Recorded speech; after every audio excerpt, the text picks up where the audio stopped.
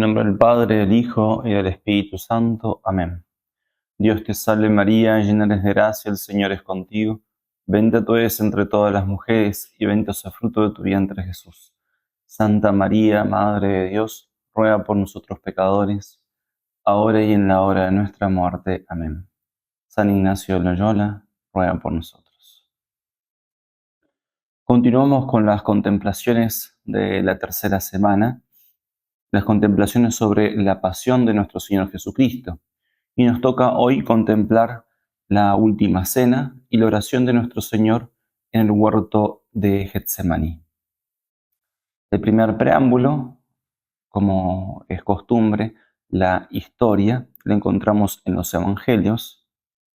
Los sinópticos narran la preparación de la última cena y la oración en el huerto de un modo sucesivo.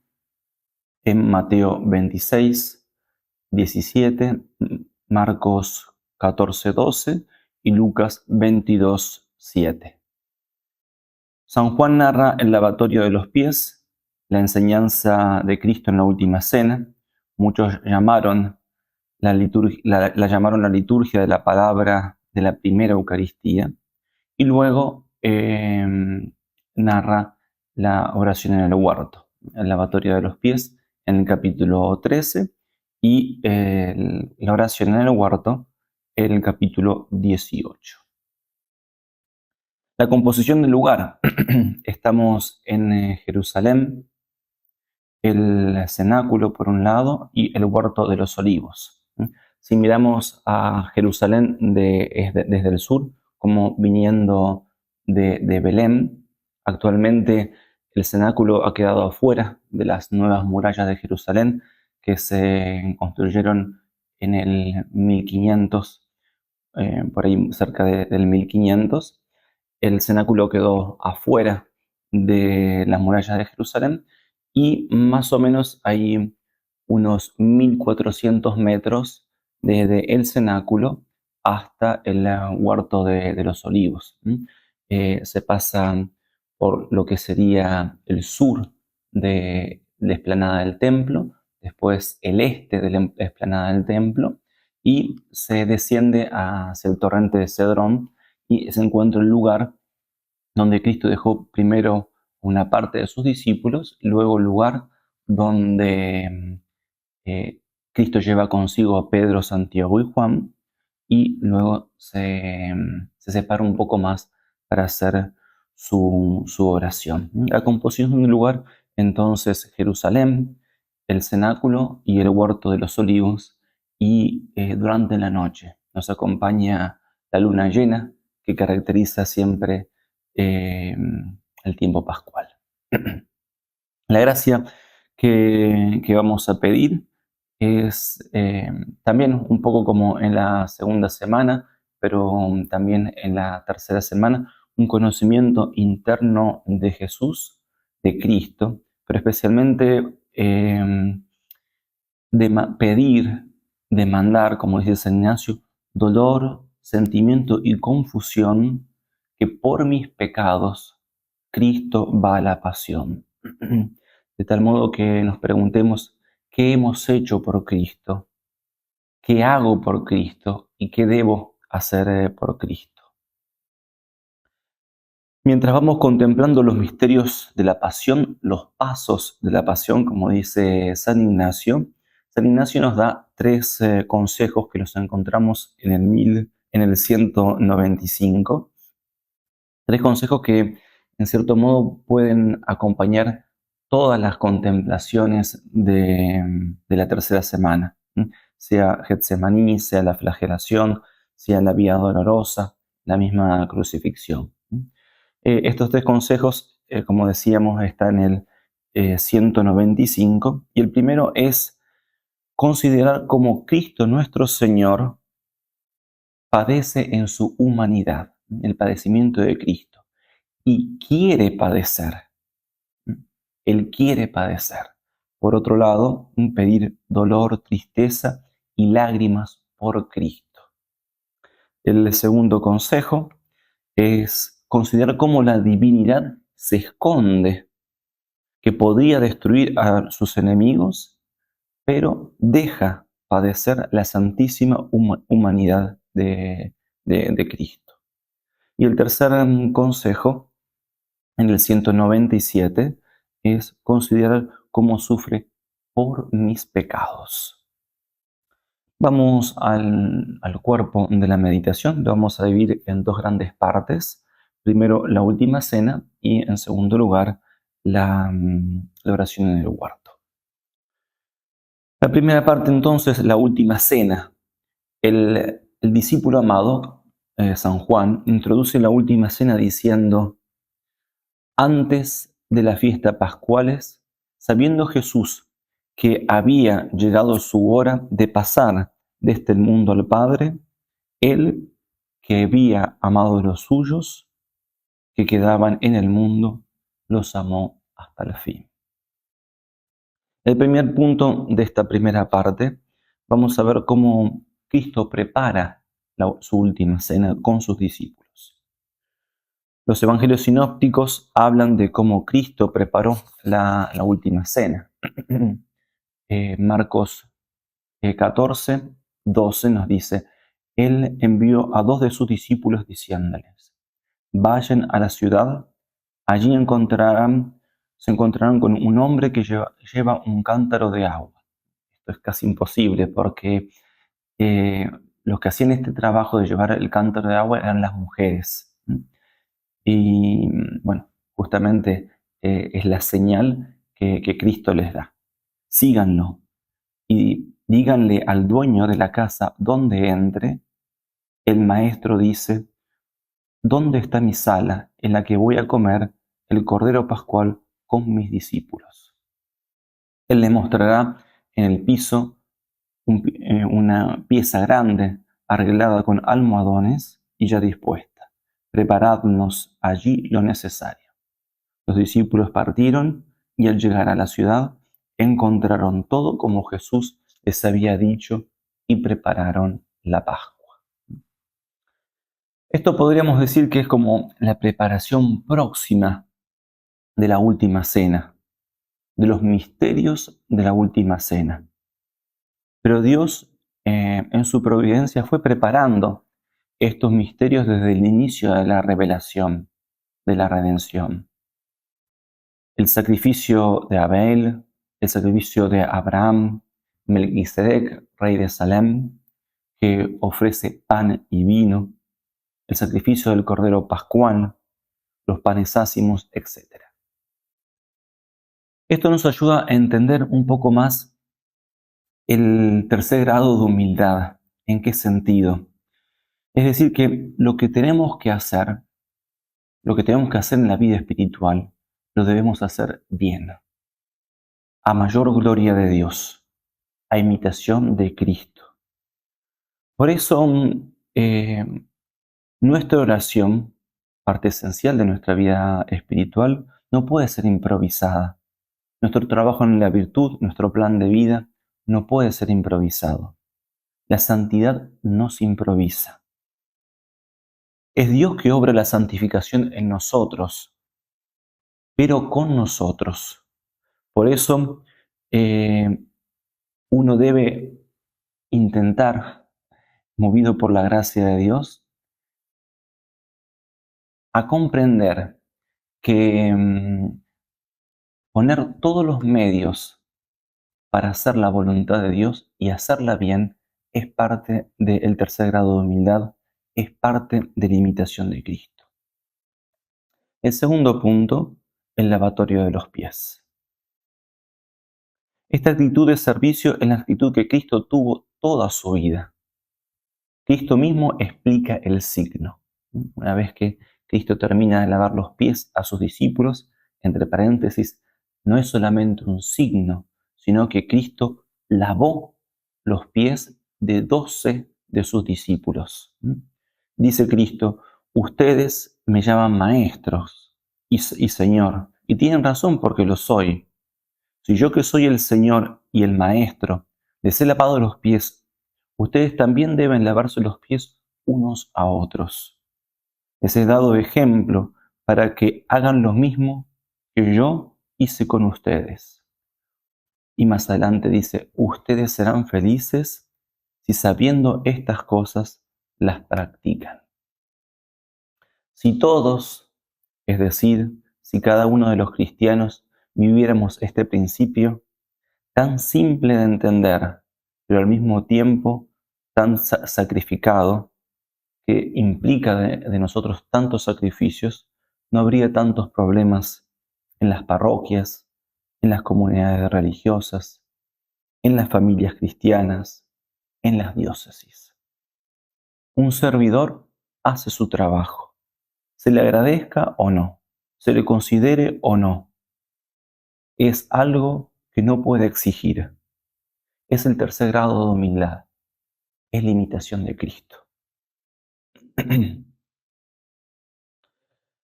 Tercer punto, la institución de la Eucaristía y el sacerdocio ministerial, el sacerdocio católico, el sacerdocio del Nuevo Testamento. Mientras comían, Jesús tomó el pan, pronunció la bendición, lo partió y lo dio a sus discípulos diciendo, tomen y coman, esto es mi cuerpo. Después tomó una copa, dio gracias y se la entregó diciendo, beban todos de ella, porque esta es mi sangre, la sangre de la alianza que será derramada por muchos para la remisión de los pecados. Mateo 26, 26. Lucas dice también en Lucas 22, 19, haced esto en memoria mía. En la última cena, Cristo instituye el sacramento de la caridad. Es sacramento, es decir, es signo, pero signo eficaz de caridad. Siendo que Cristo iba a partir, iba a dejar a sus discípulos en su cuerpo físico, quiere dejarnos un modo perfectísimo de su presencia. Y yo estaré con vosotros hasta el fin del mundo. Por eso, en esta institución del sacramento de la Eucaristía, debemos contemplar, penetrar en todas las gracias que Cristo pensó y preparó comunicarnos por medio del sacramento de la Eucaristía. Cuántas gracias, cuántas consolaciones ha dado a sus discípulos de los primeros siglos y hasta hoy, por medio de este sacramento, desde el comienzo de la Iglesia hasta hoy. También podemos ver cuántas ofensas ha recibido Cristo bajo las especies eucarísticas del pan y el vino. Pero a pesar de estas ofensas, Cristo manifiesta su amor y se queda con nosotros. Otra gracia inmensa de esta cena pascual e institución de sacramentos es el sacerdocio ministerial. Cada sacerdote lo puede atestiguar, pero al mismo tiempo la comunidad cristiana, cada parroquia, meditando en este gran misterio, a pesar de las debilidades del sacerdocio ministerial, ve la gracia inmensa que Cristo dio a su iglesia por medio de los sacerdotes. Cristo, en cierto modo, como se fatiga en esta última cena, manifestando su amor. Tanto había amado al mundo, pero ahora los ama hasta el fin, como dice San Juan. La segunda parte de esta meditación es el huerto de los olivos, Getsemaní. Pasamos ahora a contemplar la oración de Cristo en el huerto de los olivos. Dice San Mateo que después del canto de los salmos salieron hacia el monte de los olivos. Es la única vez que el Evangelio habla del canto de Jesús, de Cristo. Podemos imaginar un poco la voz de aquel que es la palabra y que se dirige a su pasión.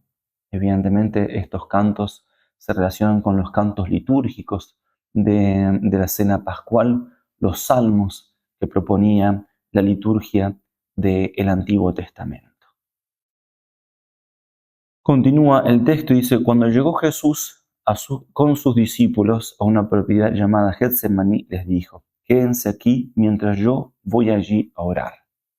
Llevó con él a Pedro y a los 2 hijos de Zebedeo. Comenzó a sentir tristeza y angustia. Entonces les dijo: mi alma siente una tristeza de muerte. Quédense aquí velando conmigo. Lo primero que podemos considerar es la tristeza y la angustia de Cristo. Dice el texto: comenzó a entristecerse y a angustiarse. Entonces dijo Jesús a sus discípulos: mi alma está triste hasta la muerte. El padre La Palma señala varias posibles causas de la tristeza de nuestro Señor. La primera dice: sentía tristeza por causa de los trabajos y fatigas de la jornada, que como decíamos, se fatigó manifestando su amor. De hecho, el cansancio produce muchas veces tristeza. Jesús había caminado desde Betania a Jerusalén. Recordemos que el tiempo que Cristo está en Jerusalén, su ministerio público, tenía en cierto modo como su base de operaciones, su residencia en Betania, junto a sus amigos. Y hace ese trayecto de Betania a Jerusalén, que más o menos son unos 4 o 5 kilómetros. Celebra la Pascua con sus discípulos, el sermón de la última cena y todo lo que nos narran los evangelistas, de un modo particular San Juan, desde el capítulo 13 al capítulo 17, que encontramos el lavatorio de los pies, como decíamos, que no fue simplemente un signo, sino que lavó los pies y los lavó bien a sus discípulos. También les lavó los pies a Judas. Continúa la última cena y encontramos todo el sermón de la última cena, la homilía de la última cena. Tomás le pregunta: no sabemos dónde vas a ir. Y Cristo le dice: yo soy el camino, la verdad y la vida. Felipe le dice: muéstranos al Padre, y esto nos basta. Y Cristo habla de la unión entre el Padre y el Hijo. El que me ve a mí, ve al Padre. En el capítulo 15, la vid y los sarmientos. Yo soy la vid y vosotros los sarmientos. Si alguno permanece en mí, da mucho fruto. Habla también de el odio que el mundo tiene por Cristo y tiene para los de Cristo. Si el mundo os odia, sabed que me ha odiado a mí primero. Capítulo 16, la promesa del Espíritu Santo, el Consolador, el Paráclito. Anuncio también de su pasión: me iré y volveré. Y el capítulo 17, la oración sacerdotal, la oración por sus discípulos y por la unidad de los cristianos. Otra posible causa de su tristeza es todo lo que sufrió en compañía de Judas. No solo estaba en el mismo lugar, sino que también estaba cerca. Compartía con Judas uno de los platos de las salsas. Por eso él, mojando pan en una de las salsas, como es costumbre semita, cuando se comen las comidas típicas del mundo semita, del mundo árabe, moja pan en una de las salsas y se lo da a Judas, es decir, que estaba cerca.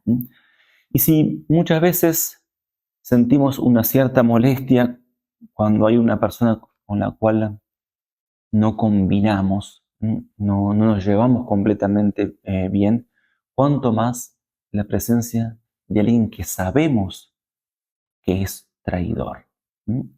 Y también podemos ver la fatiga de Cristo intentando de cambiar, de ablandar el corazón de sus discípulos. Otra causa de esta tristeza puede haber sido también la despedida de María, de su madre. Como sabemos por el Evangelio de San Juan, María, la madre de Jesús, estaba en Jerusalén, porque la encontramos al pie de la cruz el Viernes Santo. Nos podemos preguntar si Cristo se despidió de su madre antes de ir a la pasión. Si no se despidió, habría sido un sacrificio enorme para los dos, para el hijo y para la madre. El padre La Palma se inclina a decir que Cristo se despidió de su madre, que nos parece lo más lógico. Pero si todas las despedidas no son fáciles, menos aún esta despedida. Nos podemos imaginar ese cierto arrancarse de estas dos almas, María Santísima y Cristo. Podemos imaginar también el esfuerzo de Cristo, de su Hijo, de no manifestar sus afectos para no hacer sufrir a la madre, etc. En cuarto lugar, producto de esta tristeza es el conocer el odio de sus enemigos, la malicia de sus voluntades. Él sabía que estaban al acecho y que era eminente. Dice el Salmo 71, sus enemigos hablan contra mí. Los que me acechan se confabulan diciendo, Dios lo tiene abandonado, perseguidlo, capturadlo, porque no hay quien lo libre. Muchas veces los salmos, hablando de esta persecución que sufre el ungido o los ungidos, comparan esta persecución como de fieras salvajes que se acercan al ungido. Estoy echado entre leones devoradores de hombres, sus dientes son lanzas y flechas, su lengua es una espada afilada. Salmo 56. Salmo 21. Me rodea una manada de novillos, me acorralan toros de Basán, abren sus fauces contra mí como leones rapaces y rugiantes. Quinto, el Señor sabía cómo iba a padecer. Nuestro Señor iba a padecer solo. Iba a sufrir con el desamparo de sus amigos. No tenía a nadie que lo defienda. Nadie que lo defienda de las calumnias, de los falsos testigos. Podemos contemplar el desamparo del corazón de Cristo. Mi corazón se ha vuelto como cera y se derrite en mi interior. Otra causa de la tristeza de Cristo es la cercanía y el conocimiento de los dolores que Él iba a padecer. Y además que los iba a padecer voluntariamente. Él los podía evitar, pero los sufre voluntariamente, pasando desde los tribunales eclesiásticos, los tribunales civiles, las calumnias, el abandono, la flagelación, la coronación de espina, la subida al Calvario, la misma crucifixión.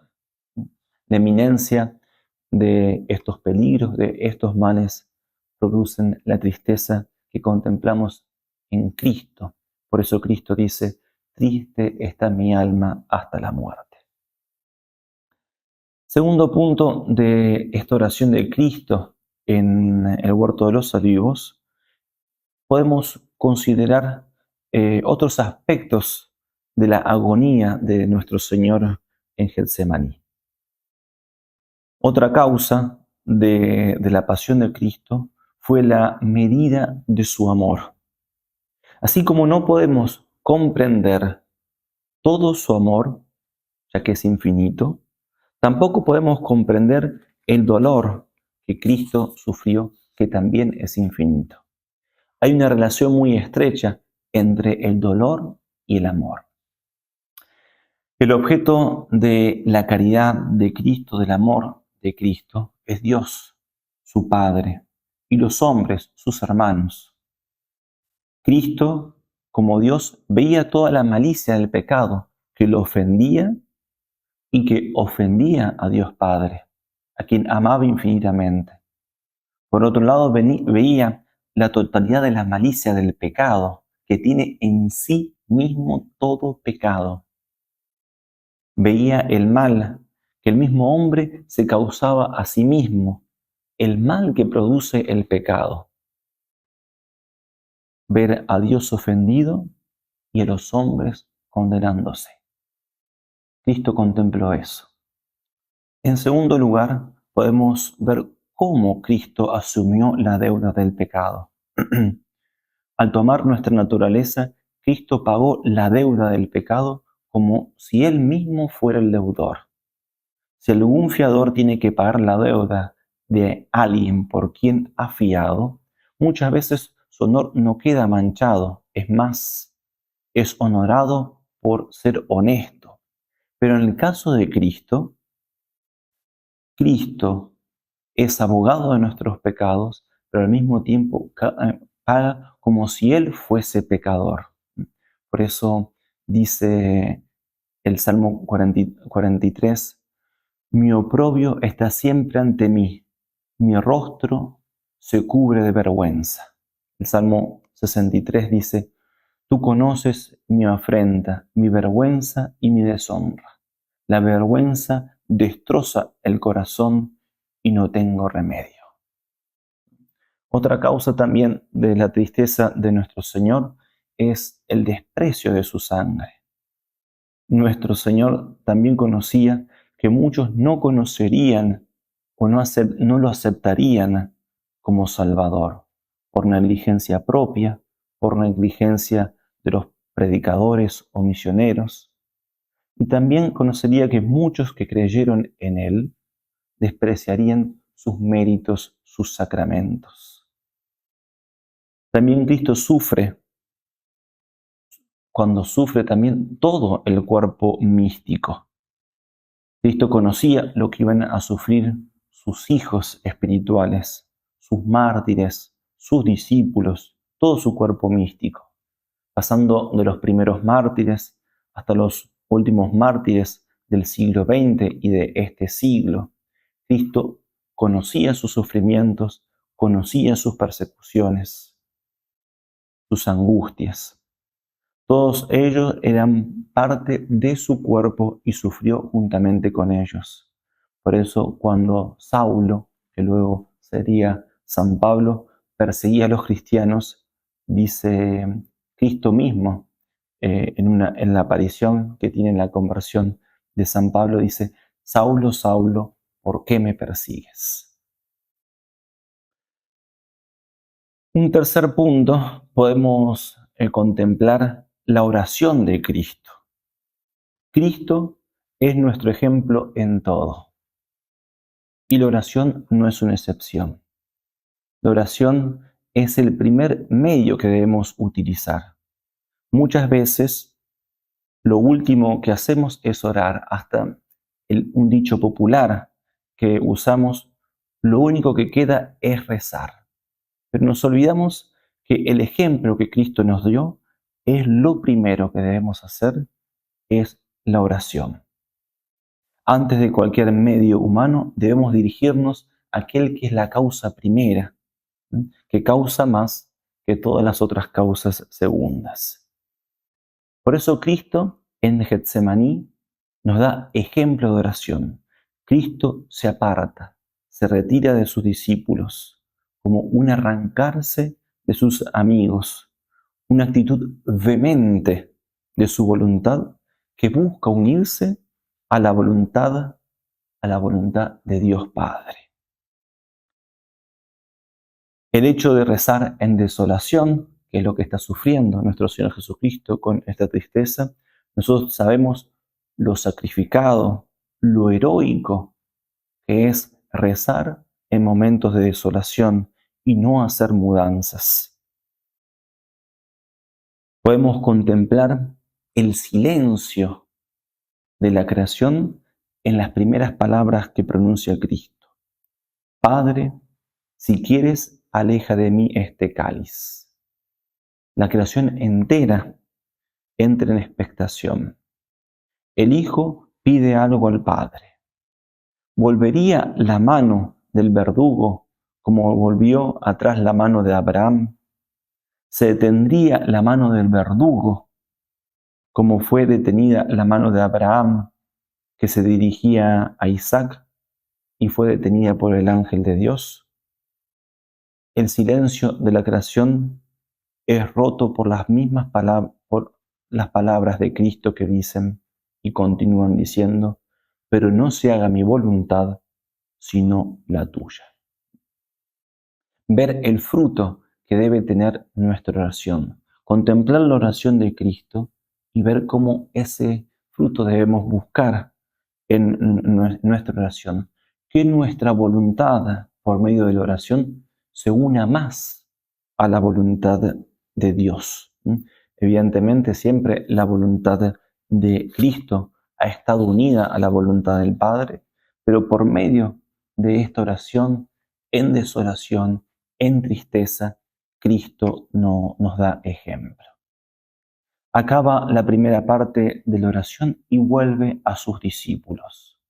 Vuelve como superior solícito y vigilante, como padre de familia, y los encuentra dormidos. Por otro lado, él sabía que otro discípulo, Judas, estaba bien despierto, y los judíos, los fariseos y los guardas del templo más despierto aún. Momentos tan importantes y después de haber recibido un mandato o un consejo del superior o del padre de familia, no se cumple. El no rezar se paga muy caro. No pedir en oración que nuestra alma esté unida a la voluntad de Dios es casi como desistir de hacer la voluntad de Dios. Escuchar estas palabras que Cristo dirige a Pedro. Simón, ¿duermes? ¿No pudiste velar una hora conmigo? Recordemos la promesa que Pedro había hecho. Si todos te abandonan, yo no te abandonaré. Como los otros discípulos también se unieron a este ofrecimiento. Y así como se unieron al ofrecimiento de Simón Pedro, en la huerta de los olivos se unieron también a su descanso. Ver cómo Cristo vuelve una vez más a la oración. Y se produce el sudor de sangre, como dice San Lucas, gruesas gotas de sangre, que es el fenómeno de hematidrosis. Corrían hasta la tierra. De hecho, este sudor de sangre, hematidrosis, es un fenómeno fisiológico y se produce ante un dolor moral de proporción insólitas. El cuerpo también reacciona de un modo insólito. En el caso de Cristo, por su ciencia infusa, conocía todo lo que iba a sufrir, como hemos visto en la primera parte de la oración en el huerto, y esto produce el sufrimiento que termina produciendo este sudor de sangre. Y se cumple en este sudor de sangre aquella extraña profecía del profeta Isaías, que dice, ¿quién es ese que avanza de Edom, de Basra, con ropas teñidas de rojo? ¿Cómo está pues roja tus vestidos y tus ropas como las que pisan el lagar? Responde, he pisado el lagar, yo solo, y no había nadie conmigo. La oración de Cristo es escuchada y del cielo es enviado un ángel de Dios. La oración de Cristo no queda sin ser escuchada. Dios Padre acepta el sacrificio de su Hijo, envía un consolador, un ángel. ¿Qué razones habrá expuesto este ángel a Cristo, sabiendo que Cristo conocía todas las cosas? Muy probablemente, aunque Cristo lo conocía, el ángel debe haber expuesto a nuestro Señor todos los frutos de su pasión, la conversión de los pueblos, de las naciones, de las almas de los justos, los frutos de santidad, frutos de su pasión, nuestra conversión, nuestros propósitos, los propósitos de estos ejercicios, nuestro esfuerzo por imitarlo en todo. Regresa nuevamente Cristo a sus discípulos, pero esta vez no los despierta. Dice Mateo 25:43, al regresar los encontró otra vez dormidos, porque sus ojos se cerraban de sueño. Nuevamente se alejó de ellos y oró por tercera vez, repitiendo las mismas palabras.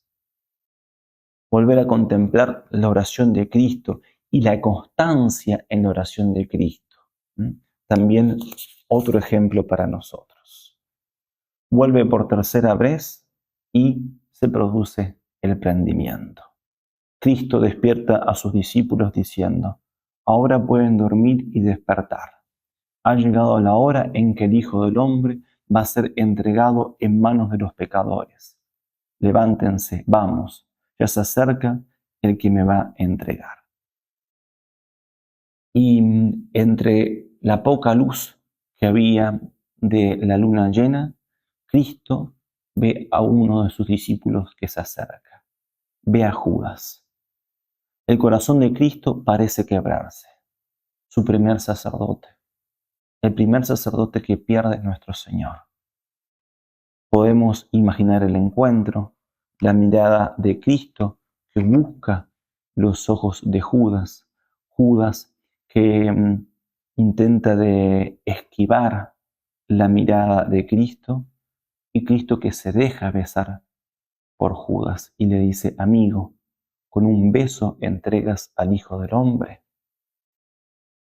El huerto de los olivos termina con un acto paternal, con un acto de defensa que Cristo hace de sus discípulos. San Juan dice en el capítulo 19, después de haber narrado la oración de Cristo en el huerto, dice que cuando llegan los guardias, Jesús adelanta y dice, sabiendo todo lo que iba a suceder, se adelantó y les preguntó, ¿a quién buscáis? Le respondieron, a Jesús el Nazareno. Él les dijo, soy yo. Judas, el que los iba a entregar, estaba con ellos.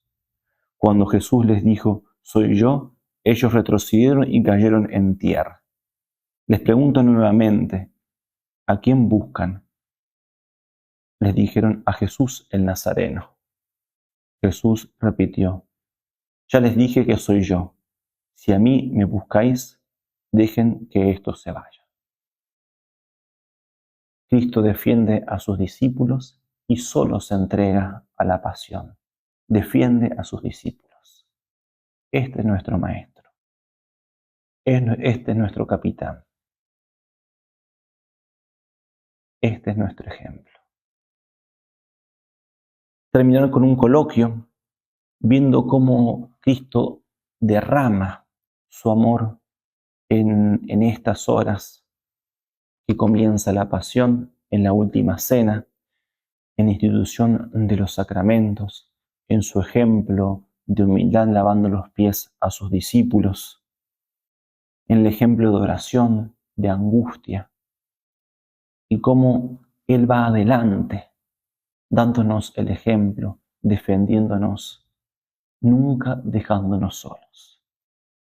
Por eso terminar el coloquio con un alma de Cristo, pidiendo comprender el amor de Cristo, el verdadero amor que se relaciona con la cruz, el verdadero amor que se relaciona con el sufrimiento. Por eso preguntarnos, ¿qué he hecho por Cristo? ¿Qué hago por Cristo? ¿Y qué debo hacer por Cristo? En nombre del Padre, del Hijo y del Espíritu Santo.